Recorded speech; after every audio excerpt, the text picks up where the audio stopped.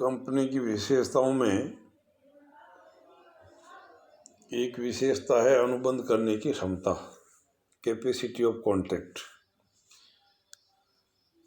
Company के अंदर भी वयस्क व्यक्तियों की तरह अनुबंध करने की क्षमता होती है।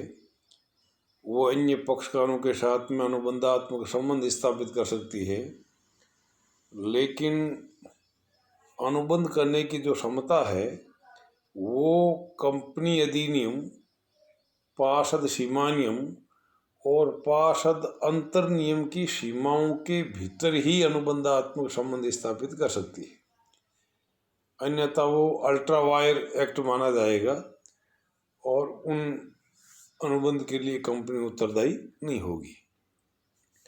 इसी प्रकार से कंपनी की एक और विशेषता है प्रजातांत्रिक प्रबंध।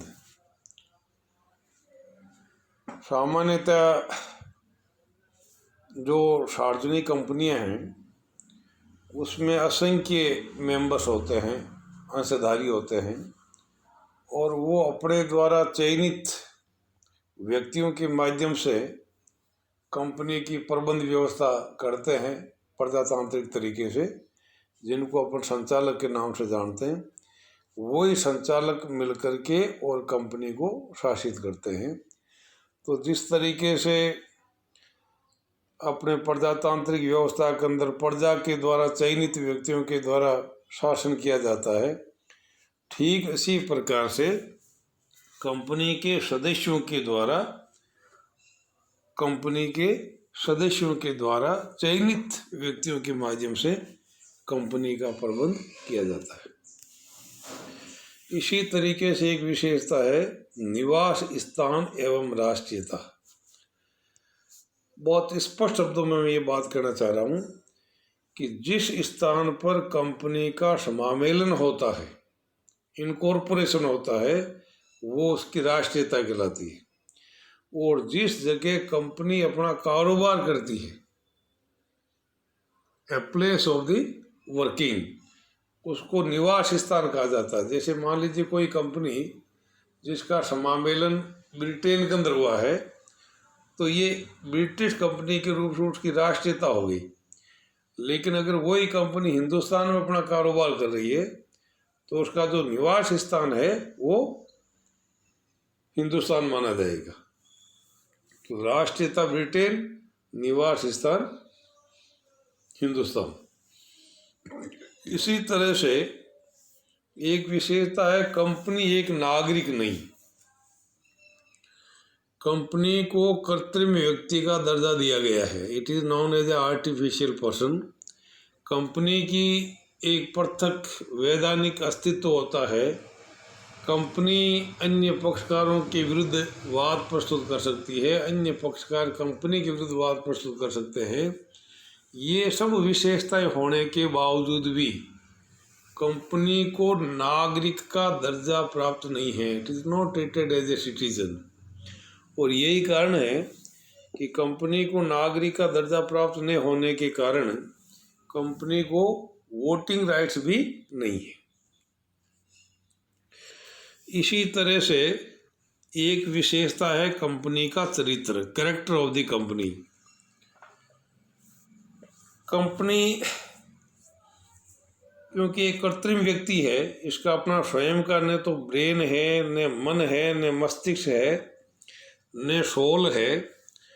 तो ऐसी स्थिति के अंदर कंपनी न तो किसी की दुश्मन हो सकती है, न किसी की मित्र हो सकती है। लेकिन यदा कदा कंपनी के माध्यम से जो व्यक्ति कंपनी का संचालन करते हैं वो उस कंपनी को भिन्न रूप में भी परिलक्षित कर सकते हैं। जैसे एक केस हुआ था, डेमलर कंपनी लिमिटेड बनाम कॉन्टिनेंटल टायर एंड रबड़ कंपनी।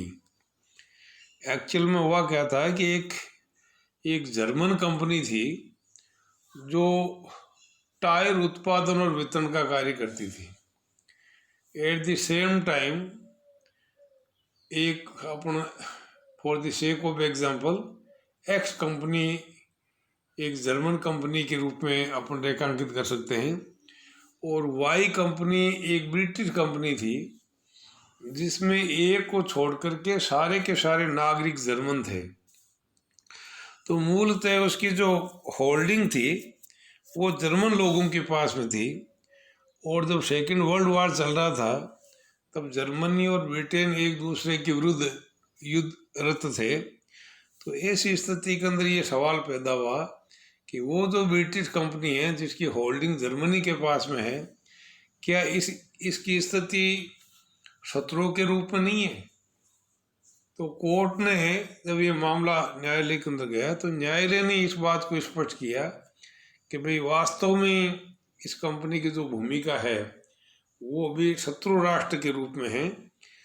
तो कहने का अभिप्राय ये है कि यदा कदा जैसे अपने ईस्ट इंडिया कंपनी जो है इतिहास के अंदर धंधा करने के लिए, बिजनेस करने के लिए आई थी, लेकिन धीरे धीरे उसकी जो स्थिति है वो एक तरीके से भिन्न रूप में परिलक्षित हुई।